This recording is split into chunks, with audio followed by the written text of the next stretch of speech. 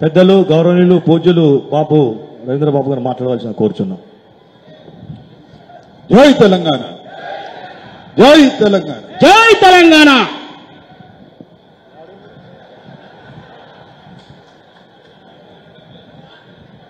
అదే రాజారాం గొంతిన పడుతుంది, రాజారాం కనబడతలేడు. కొద్దిసేపు ఒక్క 2 నిమిషాలు నేను సార్ మాట్లాడతాడు. సల్లాట్లు సమోసాలు మంచుడు బంద్ చేయండి. సార్ మాట్లాడినాక సార్ను దాగనంపినాక మనం కూర్చొని తిందాం మంచిగా. ఒక్క 10-15 నిమిషాలు ఓపికతో ఉండదు. మాటలు బంద్ చేయండి ప్లీజ్. నువ్వు పంచుడు బంద్ చేయి. చల్ అటువా నడు.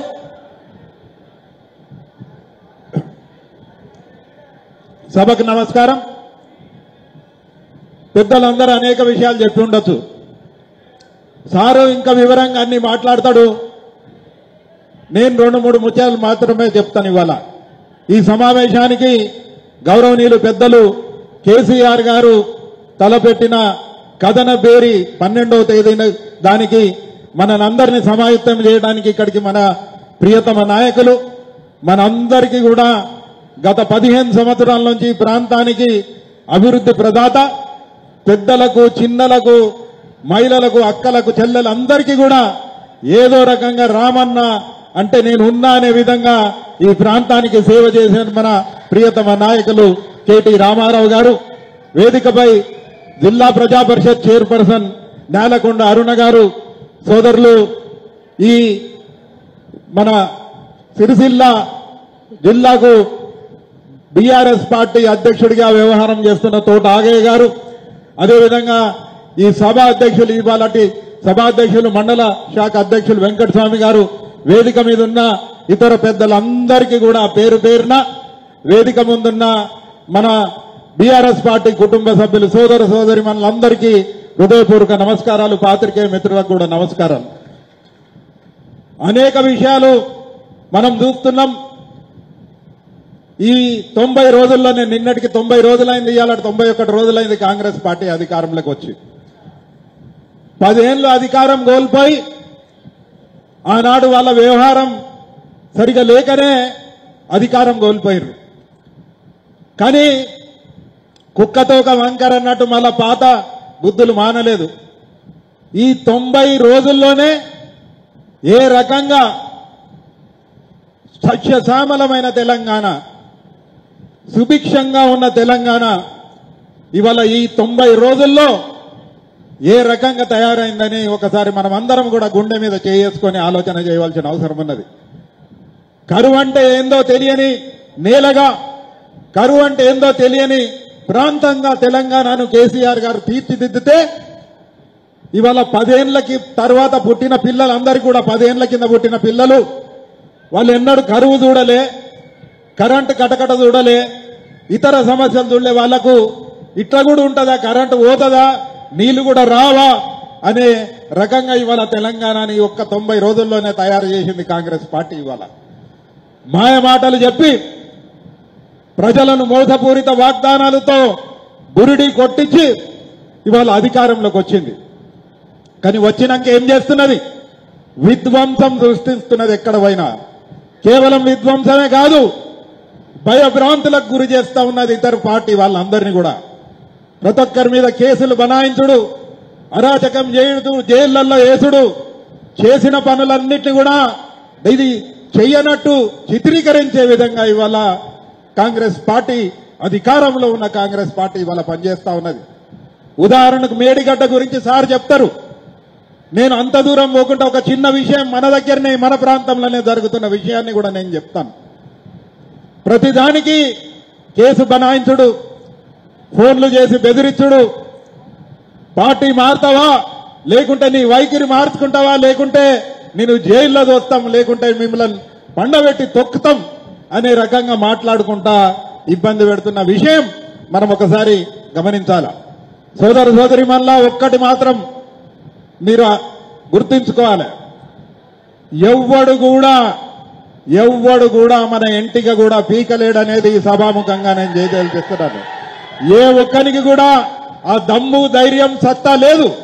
ఎందుకంటే మనం నిజాయితీగా ప్రజల పక్షాన ప్రజల గురించి అహర్నిశలు ఆలోచించుకుంటూ పనిచేస్తా ఉన్నాం.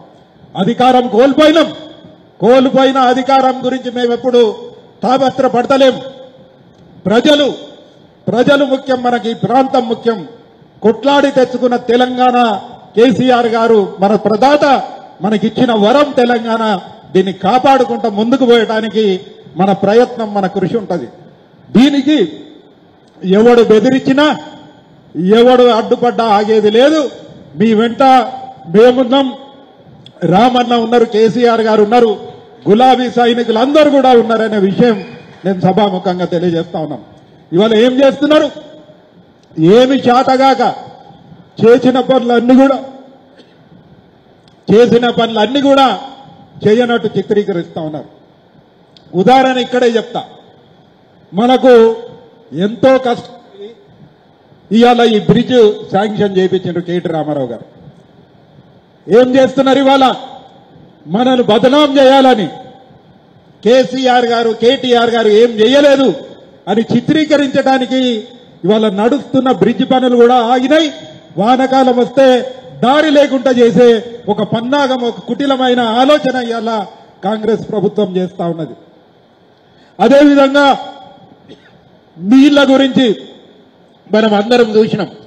ఎండాకాలంలో కూడా నర్మాల చెరువు అలిగెళ్ళింది. ఇవాళ ఏమున్నది పరిస్థితి? బావిలన్నీ ఎండిపోయినాయి. మళ్ళా కొత్తగా బావిలు తోడే పని మొదలైంది. బోర్లన్నీ ఎత్తిపోయినాయి. కొత్తగా బోర్లు వేసే కార్యక్రమం మొదలైంది. లో వోల్టేజ్తోని కాలిపోయే మోటార్ల పరిస్థితి మనం చూస్తూనే ఉన్నాం. పేలిపోయే ట్రాన్స్ఫార్మర్ల పరిస్థితి మనం చూస్తూనే ఉన్నాం. ఒకసారి ఆలోచించాలి. ప్రజలు కూడా ఏదో సారు కేసీఆర్ గారు మస్తుగానే ఇచ్చిండ్రు, ఈ వీళ్ళేమైనా కొత్తగా ఇస్తారేమో అని ఆలోచన చేసిండ్రు తప్ప ఇంత మోసం చేస్తారని వాళ్ళు కూడా అనుకోలేదు. పాపం తప్పైందని వాళ్ళు గ్రహిస్తా ఉన్నారు. కానీ ఇప్పుడు ఈ తప్పును సరిదిద్దుకునే ఇవాళ సమయం ఆసన్నమైంది. దాన్ని సరిదిద్దటానికి ఇవాళ కేసీఆర్ గారితో, కేటీ రామారావు గారితో పార్లమెంటులో తెలంగాణ వాణి వినిపించడానికి మన ఎంపీల అవసరం, ఆవశ్యకత ఉన్నదనేది కూడా నేను సభాముఖంగా తెలియజేస్తా ఉన్నాను. దానికి సరైన నాయకుడు గత 10-15 సంవత్సరాల నుంచి, 2004 నుంచి, వాస్తవంగా 20 సంవత్సరాల నుంచి తెలంగాణకు ప్రాతినిధ్యం వహించి తెలంగాణ కోసం అనేక కార్యక్రమాలు ఢిల్లీలో పార్లమెంట్లో తన గలమిప్పి, అవసరమైతే అక్కడ కోర్టుల్లో అధికారులతో చర్చించి అనేక కార్యక్రమాలు చేసిన మన గౌరవనీయులు వినోద్ కుమార్ గారు సరైన అభ్యర్థి, అన్ని అర్హతలు గల అభ్యర్థి. ఆయనను గెలిపించుకునే అవసరం ఎంతైనా ఉన్నదనే మాట ఈ సభాముఖంగా నేను తెలియజేస్తా ఉన్నాను. ఇవాళ అవసరం మనకు. ఇవాళ పోయిన 5 సంవత్సరాలు ఇవాళ బండి సంజయ్ గారిని గెలిపించిండ్రు ప్రజలు. సరే గెలిపించిండ్రు. గెలిపిస్తే ఈ 5 సంవత్సరాల్లో ఆయన ఏం చేసిండు? ఓడిపోయిన వినోద్ కుమార్ గారు ఈ ప్రాంతంకి ఏం చేసిండని నేను చెప్పనక్కర్లేదు. ప్రతి ఒక్కరికి కూడా తెలుసు. ఎవరికి ఏ అవసరం ఉండి ఆయన దగ్గరికి పోయినా ఆయన భుజాల మీద వేసుకొని ఆ పనులన్నీ కూడా చేసిండు. అంతకుముందు 5 సంవత్సరాలు అధికారంలో ఉంటే అనేక కార్యక్రమాలు చేసిండు. నిన్న తులం ఉమాక్క చెప్తా ఉండే ఎల్లారెడ్డిపేటలో ప్రతి 3 నెలలకు ఈ దిశ మీటింగులు పెట్టి ఏ ప్రాంతంలో ఏ పనులు అవుతున్నాయి, కేంద్రంలో ఏం అవసరం ఉన్నదని వాళ్ళ అవసరాలన్నీ కూడా తీసుకుపోయి కేంద్రంలో చర్చించి, ఉదాహరణకు ఈజీఎస్ నిధులు కూడా రిలీజ్ చేపించిన ఘనత వినోద్ కుమార్ గారిదనే విషయం కూడా నేను తెలియజేస్తా ఉన్నాను. కానీ బండి సంజయ్కి ఏం తెలుసు? ఎన్నడూ మీటింగ్ పెట్టిండు, ఏ ఊరికి పోయిండు, ఎవరితో మాట్లాడిండు అనేది బండి సంజయ్ గారు చెప్పాలి. ఆనాడు మోదీ గారి ఆయన దీని మీద మోదీ గారు ప్రధానమంత్రి ఉన్నాడని ఎంబడ ఒక బీజేపీ ఎంపీ ఉంటే బాగుంటుందని ప్రజలు అనుకున్నారేమో, ఓటేసినట్టున్నారు. కానీ ఇవాళ మోదీ గారితో ఆయనకు ఒక్క చిన్న పని కూడా చేపించుకునే శాత కాదు. రాష్ట్ర బీజేపీ అధ్యక్షుడిగా ఉన్నాడు, మన ఎంపీగా ఉన్నాడు. ప్రతి నిత్యం ఏం చెప్తాడు? మోదీ గారు నా జేబుల్నే ఉన్నాడు, నేను ఏది చెప్తా అది వింటాడు, చెప్తాడు ఏది చెప్తా అది వింటాడు అన్నాడు. కానీ ఒక్క పని, ఒక నయా పైసా పని అయింది చేసిండు అనేది అడగాలి మనం. అదే వినోద్ కుమార్ గారు కోట్లాది రూపాయల పని, 100,000 కోట్ల రూపాయల పని తెలంగాణ కోసం తీసుకొచ్చిండు. అటువంటి సోయున్నోడు కాదు బండి సంజయ్ గారు. నేను అనేది ఏంటంటే, ప్రధానమంత్రి ఆడ బీజేపీ వాడైనా ఇక్కడ ప్రతినిధి బీజేపీ ఎవడున్నా ఏం చేయలేదు. అక్కడ బీజేపీ ప్రభుత్వం ఉన్నా బీఆర్ఎస్ ప్రతినిధిగా వినోద్ కుమార్ గారు అనేక పనులు చేసిండు. కాబట్టి ఇవాళ పార్లమెంట్ లో అటువంటి వ్యక్తి అవసరం ఎంతైనా ఉన్నది తెలంగాణకు అనే మాట నేను తెలియజేస్తా ఉన్నాను. మనం అందరం కూడా ఒకసారి ఆలోచించాలి సోదర సోదరి మల్లారా. 3 నెలల్లోనే ఇంత విధ్వంసం, ఇంత కిరాతకం, ఇంత హింసాత్మకమైన కార్యక్రమాలు కాంగ్రెస్ పార్టీ తలపెడితే రాబో కాలం ఏ విధంగా ఉంటది అనేది కూడా మనం ఆలోచించాలి. కాబట్టి మనకు కేటీ రామారావు గారికి తోడు పార్లమెంట్ సభ్యులు ఎంతైనా అవసరం ఉన్నది. వినోద్ కుమార్ గారు లాంటి వ్యక్తి ఎంతైనా అవసరం ఉంది. కాబట్టి ఖచ్చితంగా ఆయనను గెలిపించుకోవాలి. ఏం చెప్తున్నాడు ఆయన? కేవలం రామనామమే జపించుకుంటూ పోతున్నాడు తప్ప ఇంకేం లేదు. మనం అందరం కూడా హిందువులమే. మనం కూడా రాముణ్ణి గౌరవిస్తాం. మనం కూడా గుడికి పోతాం. మనం కూడా నిష్టగా ఉంటాం. ఏ పండగమైనా పబ్బమైనా మనం కూడా దేవుణ్ణి కొలుస్తాం. మనం కూడా అన్ని కార్యక్రమాలు చేస్తాం. కేవలం బీజేపీ వాళ్ళు చెప్తే నేర్చుకున్నది కాదు. బీజేపీ పార్టీ అవతరించక ముందే మనం అందరం కూడా వందల వేల సంవత్సరాల నుంచి హిందూ ఆచారం ఉన్నది. మనమందరినీ కూడా హిందువులందరం కూడా ఈ ధర్మాన్ని పాటిస్తా ఉన్నాం. కేవలం మనమే కాదు, అన్ని ధర్మాలను కూడా రక్షిస్తున్నాం. అన్ని ధర్మాలతోని కూడా సరిగ్గా స్నేహంగా ఉండి అందరం కలిసిమెలిసి ముందుకు ప్రయాణం చేస్తా ఉన్నాం. కానీ ఇవాళ ఆయన బండి సంజయ్ గారు యువకుల మైండ్ లో ఈ మత్తు పదార్థం, కులం, మతం అనే మత్తు పదార్థాన్ని ఎక్కించుకుంటూ దాన్ని ఓట్ల రూపకంగా మలుచుకోవాలనే ప్రయత్నం జరుగుతూ ఉన్నది. ఇప్పటికే చేసిన ఘనకార్యం చాలు. చూసిన విషయాలన్నీ కూడా మనమందరం కూడా తేట తెల్లనైంది. మనమందరం కూడా ఒకసారి మళ్ళా పునరాలోచన చేయాలి. ఆయనకు ఓటేస్తే ఓటేయకుంటే ఇబ్బంది ఏమి లేదు అనే విషయం మనం గమనించవలసిన అవసరం ఉన్నది. మనకి ఇక్కడ ఒక ప్రతినిధి, తెలంగాణ ప్రజల గురించి ఆలోచించే ప్రతినిధి, తెలంగాణ ప్రాంతం గురించి ఆలోచించే ఒక ప్రతినిధి అవసరం ఉంది. కాబట్టి వచ్చే ఎన్నికల్లో వినోద్ కుమార్ గారిని ఖచ్చితంగా పెద్ద మెజారిటీతో గెలిపించుకోవాలి.